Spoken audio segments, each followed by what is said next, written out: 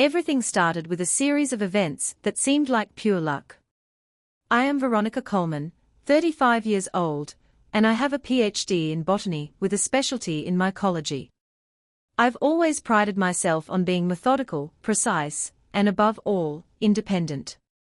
Right now, I'm executing the most critical project of my career. Research on plastic-degrading fungi, a nearly $1.5 million grant from the USDA that could revolutionize environmental cleanup. The project required me to register my operation under an LLC and fight tooth and nail with the City Council to get the proper zoning permits approved. It took 8 months of bureaucratic warfare, but I won. My greatest asset made it all possible: an old farm I inherited from my grandparents.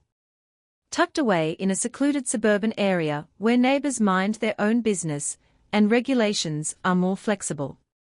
I used a significant portion of the grant money to renovate the original greenhouse into something extraordinary, a biosafety Level 2 laboratory that meets federal standards.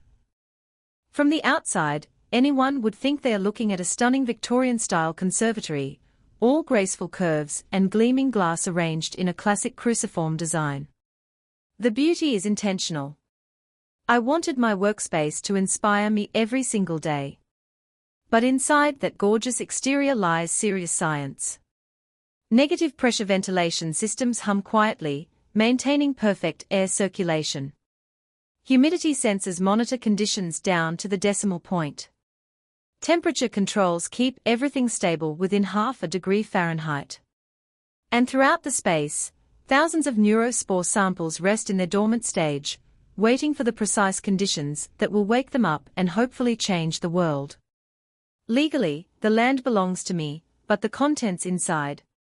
Every single spore, every piece of equipment, every data point, that's federal property.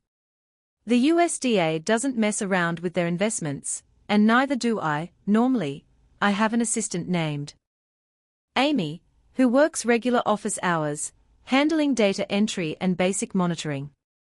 She's sharp, reliable, and knows enough about the project to spot problems. But Amy takes weekends off, which means Saturday and Sunday are just me and the automated systems. My family has never understood what I do.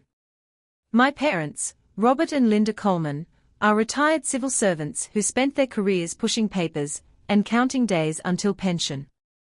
My sister Tiffany is 29 and fancies herself some kind of social media influencer, though her follower count suggests otherwise.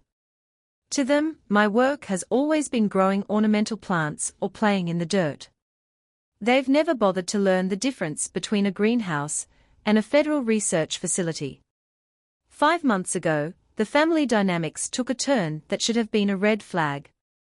My mother cornered me during Sunday dinner with what she clearly thought was a brilliant idea. "Veronica, honey," she said in that sweet voice that always precedes trouble. "Tiffany and I have been talking about her wedding venue." I kept eating my pot roast, hoping this conversation would stay theoretical. "That conservatory of yours," she continued, "it looks so natural. So upper-class trendy. All that glass and those beautiful iron frames. It would be perfect for a wedding. Very Instagram-worthy." The fork froze halfway to my mouth. "Mom, absolutely not." "But sweetie." "No." I sat down my utensils and looked directly at her. "What I have out there is not a party venue. It's a federal research facility with active biological materials. There are biohazards. There are contamination protocols.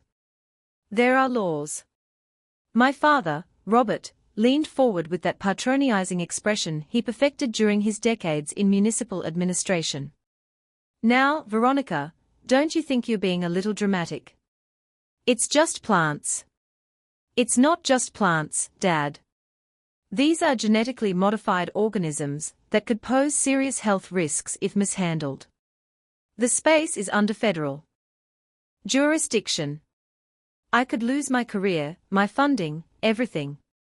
Tiffany, who had been scrolling through her phone during this entire conversation, finally looked up. "Come on, Ronnie. It's my wedding.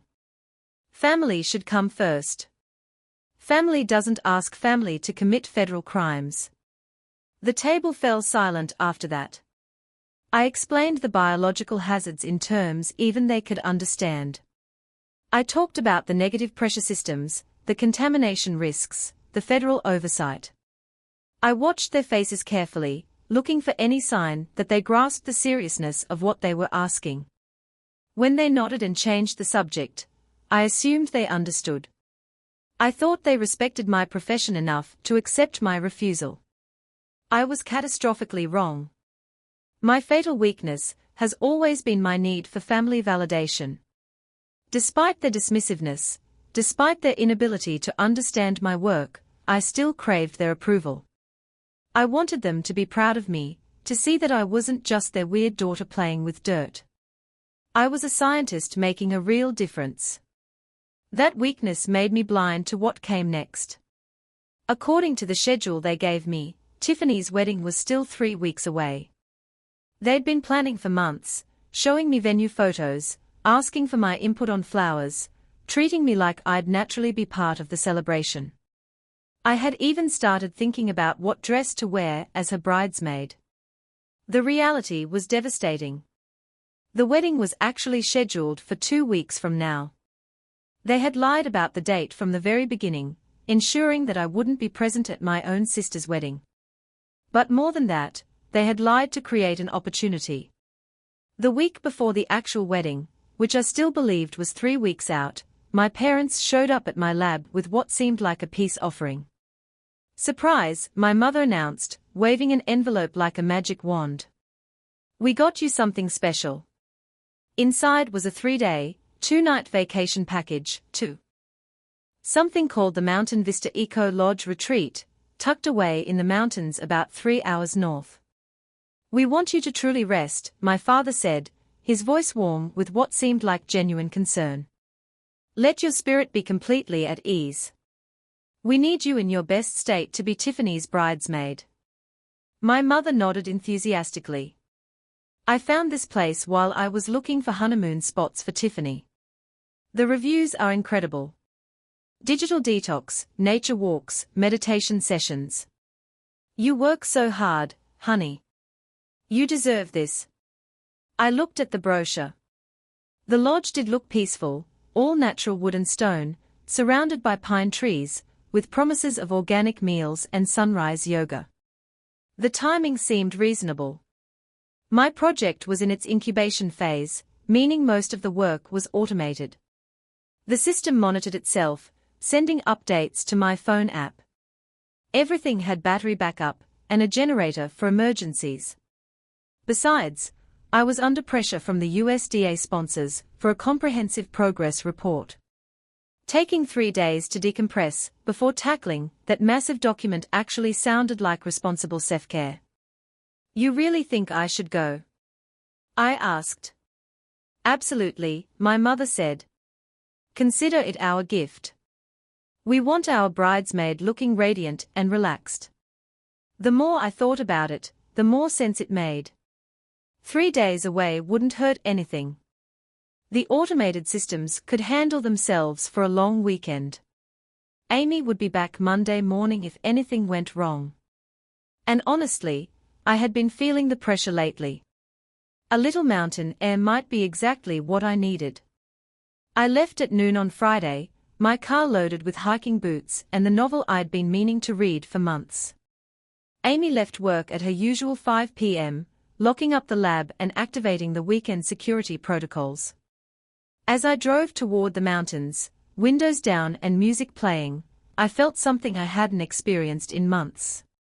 Genuine relaxation. For the next 72 hours, I would have no responsibilities except to myself.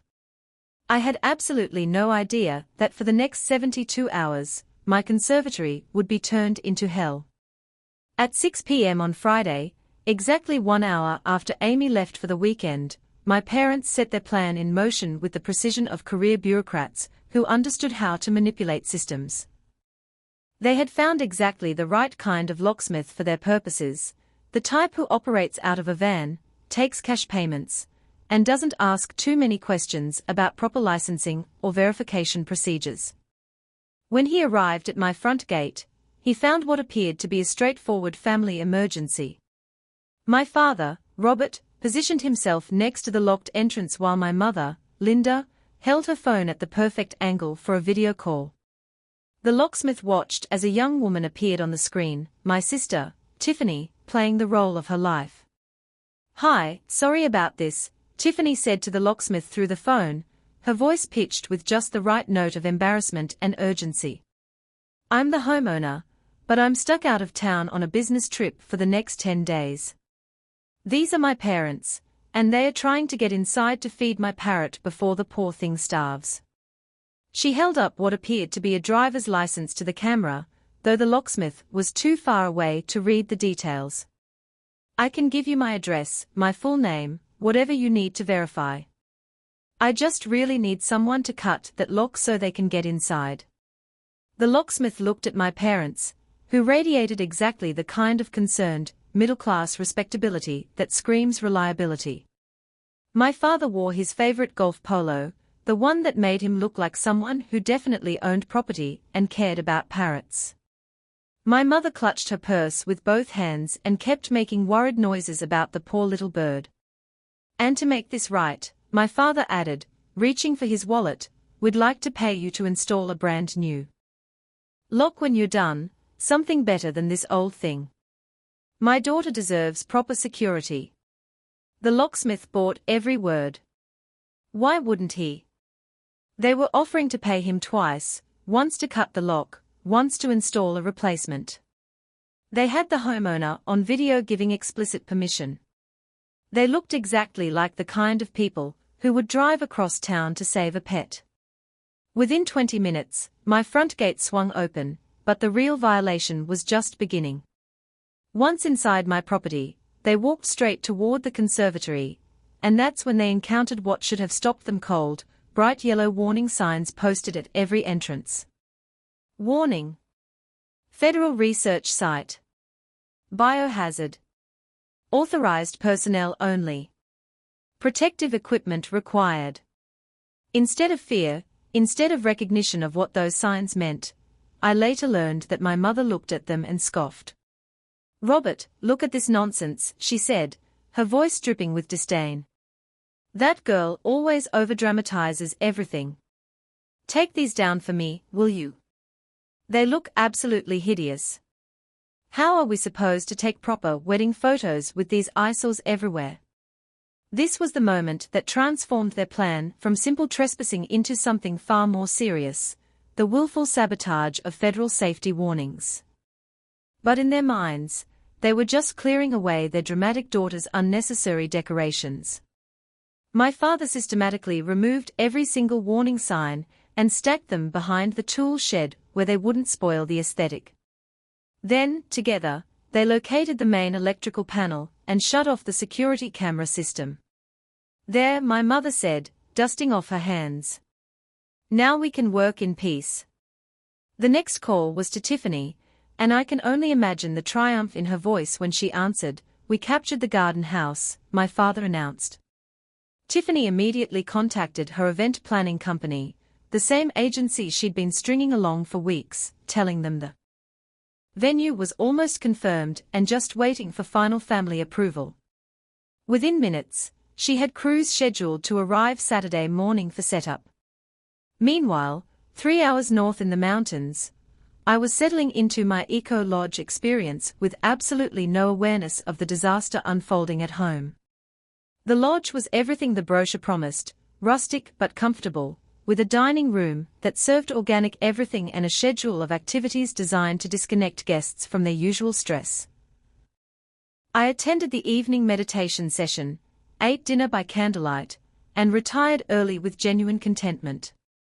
Before bed, I decided to check my work systems one last time. Using the lodge's Wi-Fi, I opened the monitoring app on my phone. The camera system showed signal loss, but that wasn't unusual. The wireless cameras sometimes had connection issues, especially during weather changes.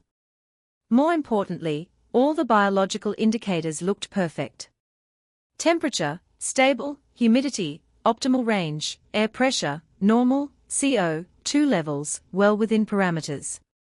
I reassured myself, must just be a camera system glitch, everything else is running perfectly. I went to sleep with complete peace of mind, believing my conservatory was secure and operating exactly as designed. I had no way of knowing that those normal readings were about to be shattered by human interference. Saturday morning brought the invasion in earnest. The event crew arrived at 8 a.m. sharp, 3 trucks, full of professionals who specialized in transforming spaces into wedding venues. When they first saw my conservatory, they were genuinely impressed. "This is incredible," the lead coordinator told my parents. "Victorian architecture, all this natural light, those gorgeous iron frames. Your daughter has exquisite taste." My mother beamed as if she'd designed the space herself. We knew it would be perfect for our Tiffany's special day. The crew got to work with the efficiency of people who'd done this hundreds of times, but their expertise was in event planning, not biosafety protocols. They had no idea they were setting up a party inside an active research facility containing genetically modified organisms. The cruciform design of my conservatory made their job almost too easy. The intersection of the cross, which I had specifically designed as the main ventilation area where air circulation was strongest, became the obvious choice for the central stage. They installed the DJ booth and dance floor right where the negative pressure systems worked hardest to maintain safe air quality. My high-powered photosynthesis lamps, designed to provide specific light wavelengths for fungal cultivation, were repurposed as fantastic stage lighting, according to my mother's enthusiastic direction. The south wing, where I stored tools and prepared soil samples, was transformed into an elaborate buffet and bar area. Tables appeared, linens were draped, and bartenders began setting up stations for what would obviously be serious drinking. The north wing, where I grew dense climbing vines as part of my research into plant-fungal symbiosis, became the altar. The event crew attached fake white flowers to my living specimens, creating what they clearly thought was a romantic natural setting for the ring exchange ceremony. By 10 a.m. Sunday morning, the transformation was complete. My scientific sanctuary had become a wedding venue that would have graced the cover of any bridal magazine. Tiffany had arranged for 10 different camera angles to live stream the entire event. This wasn't just about celebrating her marriage, it was about monetizing it. She expected to earn serious advertising revenue from what she promoted as the most unique wedding venue you've ever seen. Everything looked absolutely perfect. None of them had any idea that they had just created the perfect conditions for biological disaster. At 11 a.m. Sunday morning, Tiffany's wedding officially began. The guest list read like a who's who of our district's elite, law partners who handled million-dollar cases, investors with portfolios that could fund small cities, and most importantly, the groom's CEO, a man whose approval could make or break careers. 150 people filled my conservatory, not counting the service staff, event managers, and photography crews. These weren't just any guests. These were exactly the kind of high-profile individuals whose presence could launch Tiffany's influencer career into the stratosphere. Her live stream was already performing beyond her wildest dreams. Over 300,000 concurrent viewers had tuned in to watch what she'd been promoting all week as the wedding of the century in the most exclusive secret venue. The irony was devastating. The more successful the event appeared, the more catastrophic the consequences would be. Beneath the glamorous facade, disaster was already beginning. The fungi I was researching weren't inherently dangerous under normal circumstances.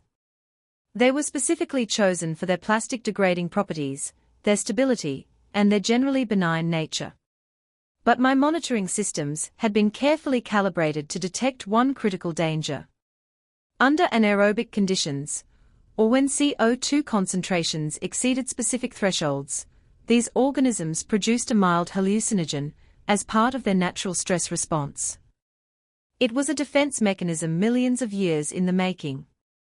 When the fungi felt threatened, they released chemical compounds designed to disorient potential threats until conditions improved. The wedding guests had created the perfect storm. When the DJ started playing music with heavy bass lines, the sound waves reverberated through the glass structure. When 150 people began breathing together in the sealed environment, CO2 levels started climbing rapidly. When they transformed my carefully ventilated space into a dance floor, they inadvertently disabled the air filtration system by blocking crucial vents with their staging. The result was a sealed room where fungal spores became trapped and concentrated, while carbon dioxide built to dangerous levels. The organisms I'd spent months cultivating suddenly found themselves in exactly the conditions that triggered their most primitive survival instincts.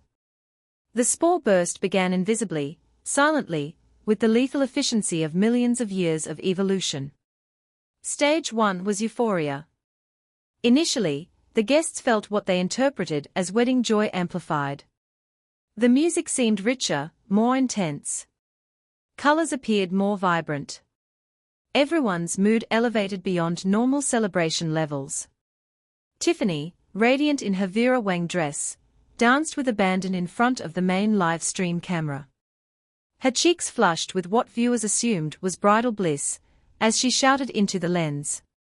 "This is going to be the most special wedding you've ever seen. The atmosphere in here is absolutely amazing." The online audience responded with thousands of heart emojis and congratulatory messages. Comments poured in praising the venue, the dress, the obvious happiness of everyone involved. For 30 beautiful, terrifying minutes, it looked like Tiffany had achieved everything she'd ever dreamed of. Then, stage 2 hit. Irritation. The transition was as swift as it was horrifying. Joy curdled into something else entirely, as every guest began experiencing the sensation of thousands of ants crawling under their skin. The itching started subtly. A scratch here, a rub there, but escalated with frightening speed. Guests in designer suits and elegant gowns began clawing at their arms, their necks, their faces. Hairstyles that had taken hours to perfect became disheveled as people frantically scratched their scalps. Makeup streaked and smeared as the need to scratch overwhelmed all social niceties. The live stream audience watched in growing confusion as the celebration transformed into something that looked increasingly disturbing. Comments shifted from congratulations to concerned questions. Is everyone okay? Why is the bride scratching like that? Something seems wrong. Decided. But the worst was yet to come. Stage 3 brought mass hallucination and complete chaos. When the spore concentration peaked, reality dissolved for every person inside my conservatory. The mild hallucinogen became a full-scale psychedelic nightmare, customized by each person's deepest fears and anxieties.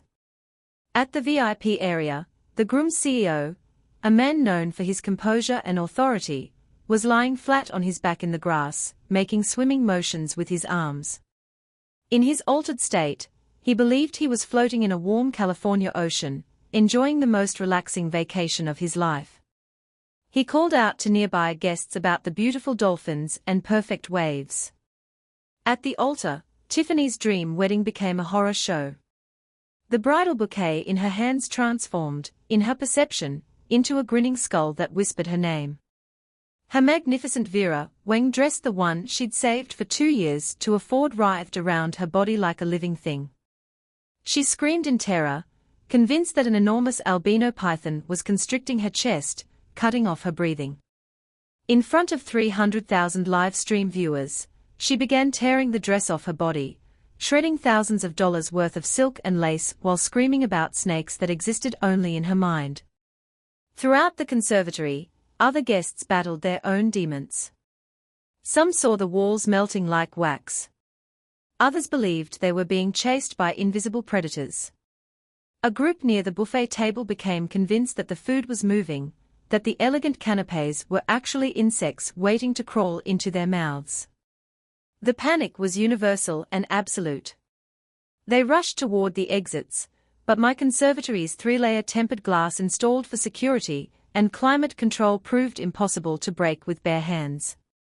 They were trapped in what had become a transparent prison, a fishbowl filled with toxic spores, panicking like animals caught in a cage.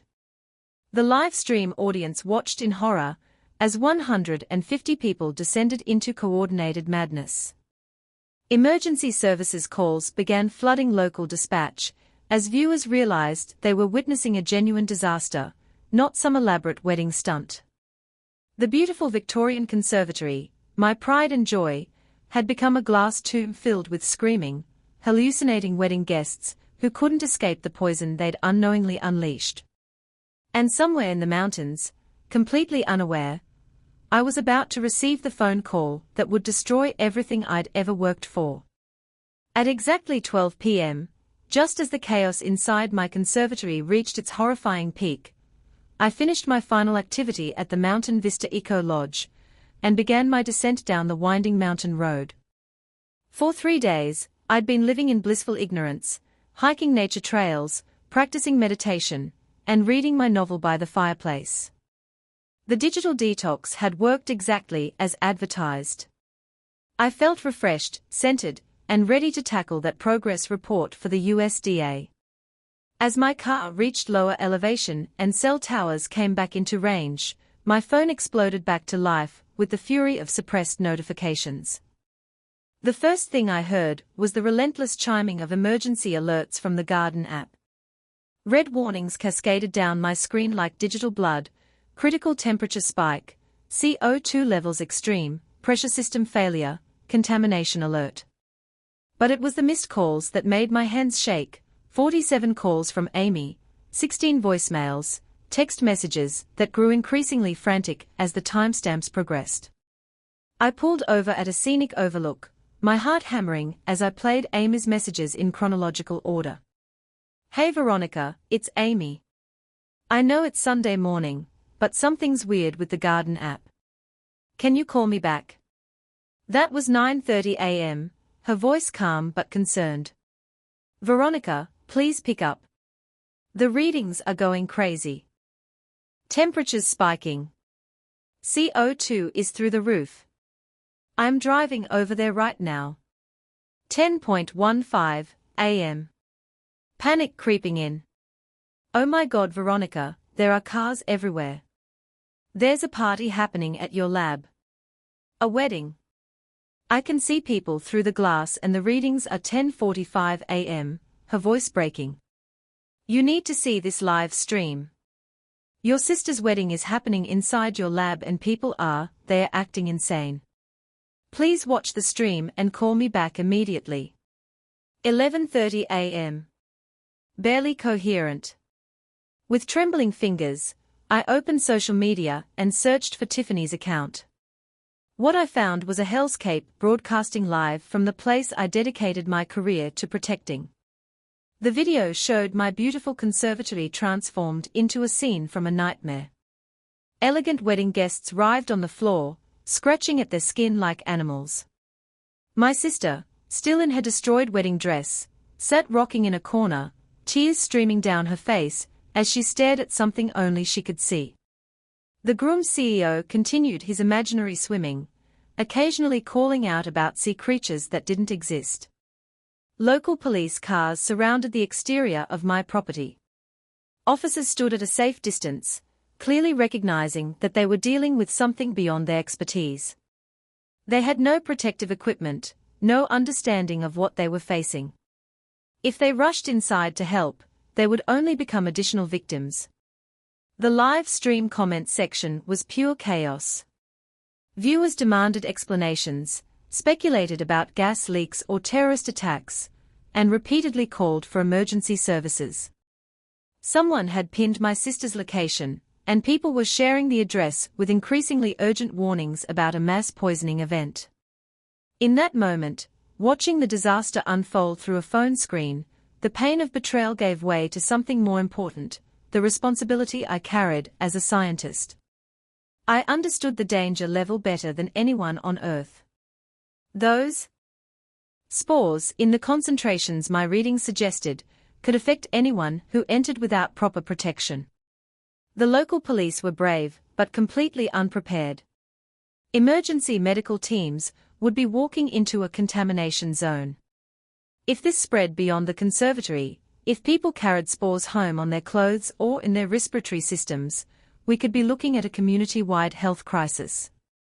More than that, I was legally responsible for every organism in that facility. The USDA grant made me the designated steward of federal property. Every spore, every piece of equipment, every data point, was my responsibility under federal law. I had two choices. Let this disaster escalate while I preserved my career and family relationships, or do what my training and conscience demanded. With hands that felt steady for the first time all day, I dialed the emergency number I'd memorized during my initial USDA training, but never expected to use. USDA Emergency Response, this is Dr. Martinez. This is Dr. Veronica Coleman, Project ID UMR 4471B. I need to report a dangerous level bio-release at my authorized facility. Hold please, Dr. Coleman. I'm transferring you to the CDC Emergency Response Team. The next voice was crisp, professional, and terrifyingly efficient.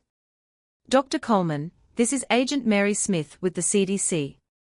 We need your location, the nature of the organisms involved, and an immediate assessment of contamination scope.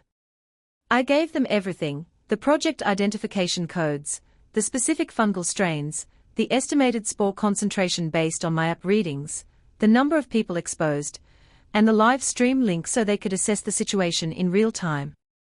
Dr. Coleman, based on what you're telling us, we are implementing Level 3 containment protocols. Federal response teams are already en route to your location. Do not, under any circumstances, attempt to enter the contaminated area yourself. I understand. We'll also need you to report to the Field Command Center for immediate debriefing. Your cooperation in this matter will be noted in our investigation. As I hung up the phone, I understood that this call was both an act of conscience and a death sentence. I had saved lives, the lives of the police officers who would have rushed in unprepared, the lives of my family members who were slowly poisoning themselves, and potentially the lives of everyone in my community. But I had also just triggered the most comprehensive federal investigation my field had ever seen. My career was over. My family's freedom was in jeopardy. And everything I'd worked for my entire adult life was about to be destroyed. The mountain air that had seemed so clean and refreshing just hours ago now felt thin and insufficient. As I started my car and began the drive toward the disaster I'd unknowingly left behind, I realized that my old life, the life of Dr. Veronica Coleman, respected scientist and loyal daughter, was already over. What waited for me at the bottom of this mountain was something else entirely. The sirens were just the beginning. I stood behind the police barricade they'd set up at the edge of my property. My property. The one I'd worked a decade to afford, and watched the unfold. The wedding guests who'd been dancing and hallucinating an hour ago were now corralled in the front lawn like confused cattle, wrapped in emergency blankets, some still twitching from the after effects of the neurospores. Nobody was allowed to leave. The police had made that crystal clear the moment they arrived. You're going to need to come with us, a detective said, appearing at my elbow. His badge read, Morrison. He looked tired, like this was already the weirdest case of his career, and it was only Sunday afternoon. I haven't been on the property in 2 days. I said flatly, check the security footage. We will. But you're still coming with us. The sound of helicopters cut through the air before I could argue. I looked up to see not one, not two, but 3 black choppers descending toward my conservatory like something out of an apocalypse movie. Behind them, a convoy of black SUVs rolled up my driveway, each one bearing the unmistakable federal seal, CDC, USDA, and unless I was mistaken, that last one was Homeland Security. My mother's face, visible through the crowd of blanket-wrapped guests, had gone the color of old oatmeal, but your family is claiming they didn't know about the biological hazards, Morrison said. I laughed. It came out harsh and bitter. Detective. I have 12 years of text messages from my mother complaining about my weird mushroom house. I have emails where I explicitly warned them never to enter without proper equipment. I have a family dinner recording from last Christmas, where my father called my research, playing with moldy dirt. They knew. They just didn't care. He nodded slowly. The fungal spores that were released, your assistant says they are not dangerous to the ecosystem. They are not. The neuroreactive compounds break down in open air within hours, but in an enclosed space, with elevated CO2 and bass vibrations. I shook my head. It's like setting off a hallucinogenic bomb. Temporary, but intense. The guests will be fine in a day or two. Physically, at least. The emotional damage. I thought about the live stream. About the CEO of a Fortune 500 company crawling on the grass pretending to swim. About my sister ripping her Vera Wang dress to shreds while screaming about invisible spiders. About 146 people, relatives, business executives, socialites, reduced to viral memes, watched by 300,000 people. That, I said, is going to last a lot longer. They released me just after midnight. No charges. My mother, father, and Tiffany weren't so lucky. The federal government came down on them like the wrath of every regulation they'd ignored. I wasn't there for the official proceedings, but Amy sent me the court documents as they became public record. United States Department of Agriculture versus Coleman Family Estate. Count 1. Destruction of federal research property. The warning signs they'd removed. Each one was federal property. Each one bore a government seal. Removing them wasn't just trespassing. It was tampering with a federal research site. Count 2. Causing risk of biological release. Even though the spores weren't dangerous to the environment, the potential for contamination triggered a mandatory federal response. Ignorance, the judge ruled, was not an excuse when the warnings had been clearly posted. The restitution demands arrived first. Grant restitution. $1,500,000. The entire project was contaminated, and the government wanted every penny back, plus damages. Environmental cleanup and hazardous waste disposal. $250,000. They'd brought in a 30-person hazmat team, destroyed every piece of furniture, excavated the contaminated soil, and sterilized the entire structure.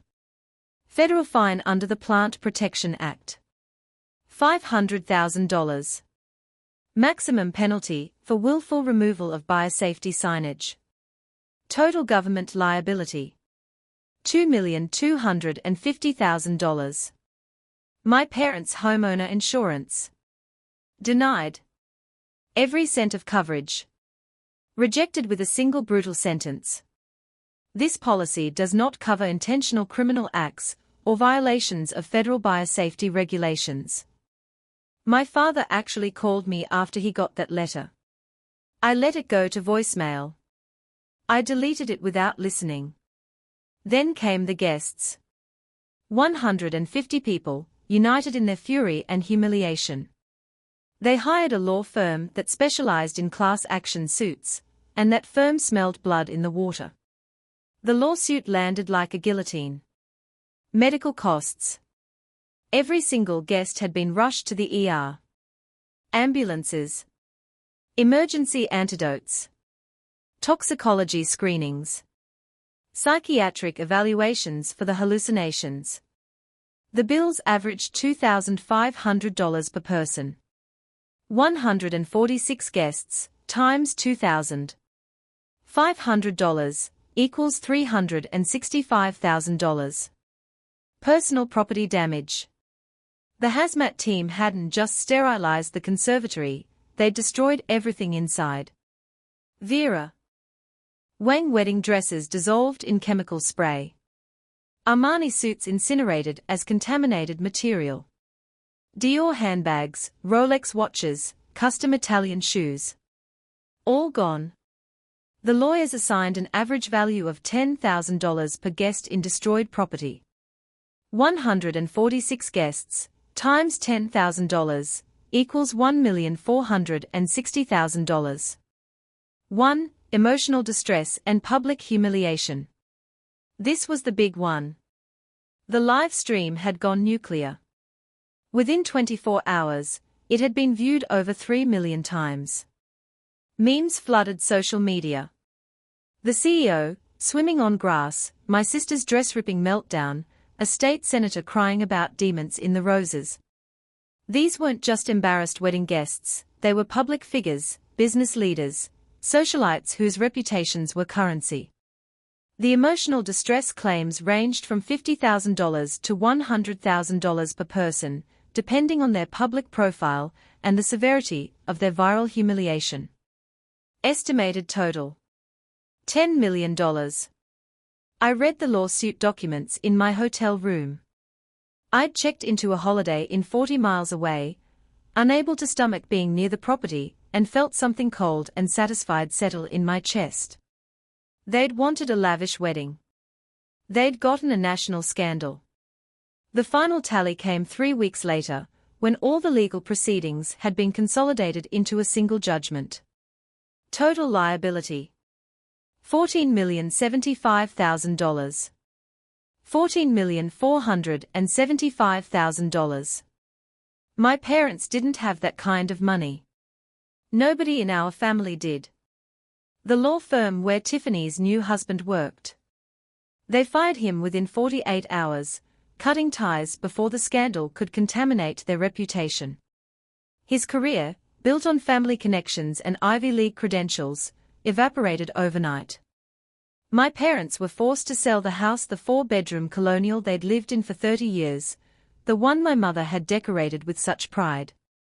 The bank seized it for a fraction of its value. Even that wasn't enough to cover the debts. They declared bankruptcy. But bankruptcy doesn't erase restitution to the federal government. That debt follows you forever, garnishing wages, seizing tax returns, haunting every financial decision until death. My sister and her husband divorced 6 weeks after the wedding. The marriage lasted less than 2 months. She'd wanted a fairy tale. She got a financial nightmare and a humiliation that would follow her for life. Her influencer career, built on lifestyle envy and aspirational content, was finished. Nobody wanted to follow someone whose wedding was synonymous with public disaster. I should have felt triumphant. I should have felt vindicated. Instead, I felt hollow. The bank officer was efficient and impersonal, as he pressed the bright orange foreclosure seal onto the front door of my parents' house. It made a satisfying thunk as the adhesive caught, officially marking the end of 30 years of Coleman family history. I stood at the curb, engine running, watching through my car windshield. I hadn't planned to come. I'd told myself I was done, that I'd moved on, that watching their house being seized was beneath me. But some curiosity had pulled me here, or maybe it was the need for closure. One last look at the place where I'd grown up, feeling like a disappointing footnote in someone else's story. My mother had planted roses along the front walkway. They were blooming now, pink and white, oblivious to the drama unfolding around them. She'd always cared more about appearances than substance. The roses looked beautiful. The family inside had been rotten. The bank officer climbed into his sedan and drove away. The house stood empty now, windows dark, the cheerful yellow paint job my mother had insisted on last summer now looking garish and false. Like everything else about the Coleman family image, pretty on the surface, hollow underneath, my phone buzzed. Another message from Amy. The university confirmed your start date. August 15th, congrats, Professor Coleman. Professor. Not principal investigator. Not lead researcher on a $1.5 million federal grant. Just professor. A lecturer position at a state university 3 states away, teaching undergraduate botany to students who probably thought fungi were just the fuzzy things in their dorm room fridges. I'd lost everything. Really. The conservatory, my dream, my passion project, the culmination of a decade of work, was sealed by federal order. My professional reputation had taken a hit too. Not officially, the investigation had cleared me of wrongdoing, but whispers followed me anyway. That's the researcher whose family destroyed the federal grant project. She didn't secure her facility properly. Family drama contaminated millions in research. It didn't matter that I'd been the victim. In academia, scandal is scandal. I'd been soft. That was my crime. I'd known my family was selfish, manipulative, appearance-obsessed. I'd known they resented my success, that they saw my work as weird and my achievements as somehow embarrassing compared to Tiffany's Instagram perfect life. But I'd never suspected they'd do this. I'd never imagined they'd break into a research facility, remove biohazard warnings, and host a wedding reception in a BSLI lab just to avoid paying venue rental fees. That failure of imagination had cost me everything. My phone buzzed again. This time it was a news alert. Viral wedding disaster results in record lawsuit settlement. I didn't click on it. I'd lived it. I didn't need to read about it. My family had lost everything because of greed. Because they'd valued appearances over integrity, convenience over responsibility, social status over basic human decency. They'd looked at my life's work and seen nothing but a free venue and an inconvenient obstacle to their perfect wedding fantasy. I'd lost the grant. I'd lost the conservatory. I'd lost years of research and a career trajectory that had once seemed so promising. But they'd lost more. They'd lost their home, their savings, their reputations, and their futures. They'd be paying off debt until they died. Tiffany's marriage had lasted shorter than most people's honeymoons. My father would never retire now. He'd be working until his body gave out, every paycheck garnished to pay restitution to the government and compensation to the guests he'd poisoned with ignorance and arrogance. My mother's perfect family image, the one she'd curated so carefully for decades, had been incinerated in the flames of a wedding reception gone catastrophically wrong. The highway stretched out before me, heading west toward my new life. The sun was setting, painting the sky in shades of orange and purple that would have been beautiful if I'd had the energy to appreciate them. I'd packed everything I owned into this car and a small moving truck that was already on its way to my new apartment.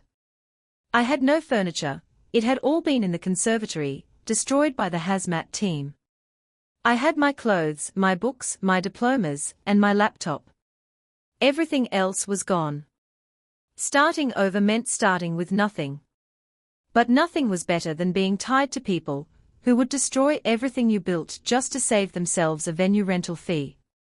I merged onto the interstate and accelerated, leaving behind the town where I'd grown up, the family who'd betrayed me, and the dream project that had consumed a decade of my life. Somewhere ahead was Prairie State University, a fresh start, and the possibility, however small, that I might rebuild something worth keeping. I'd lost the grant, but my family had lost everything because of greed.